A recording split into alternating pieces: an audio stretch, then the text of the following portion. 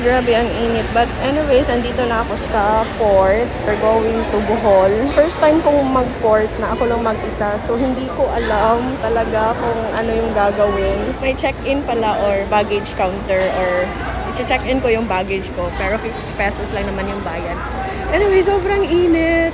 Buti umabot ako sa 2 p.m. na barko. Kasi sobrang tagal nung grab ko. Like 30 to 40 minutes ako nag-antay. Anyway. Hindi ko alam kung naririnig niyo ako. But anyways, kikitain ko sila mami doon. Sila yung nag-plan nitong Bohol trip namin.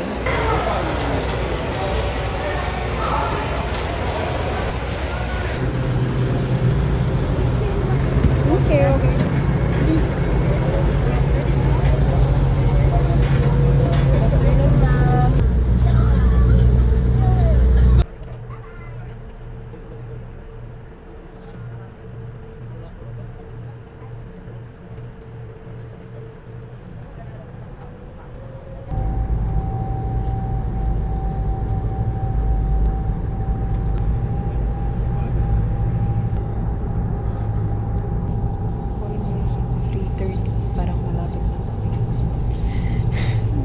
Nakakahiyang mag-video dito. But anyway, sobrang lamig.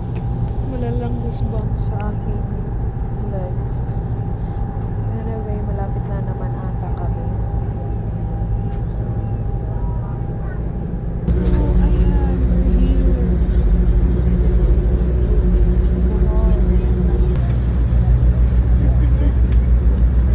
So, ayan. We're going down.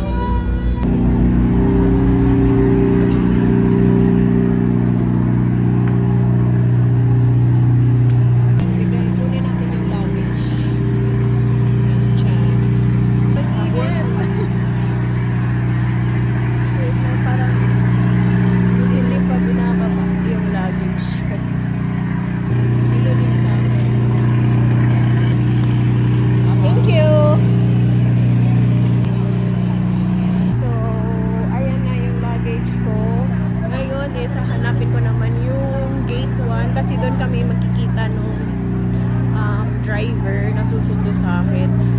Tapos afternoon is punta na kaming airport para sunduin sila mami. Ay, nakarating na ako ng Bohol na mag-isa. Grabe! Sobrang init!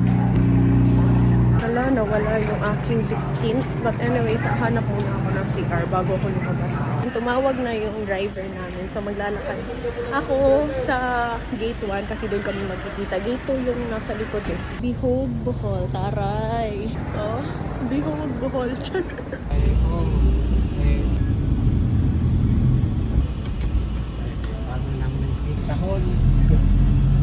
Ano siya?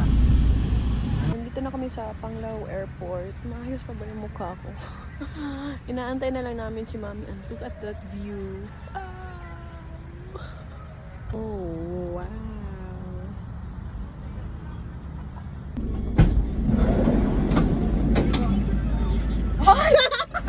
Nakakainis. Alam, nakakainis yung purple na baleta. Kaya ba?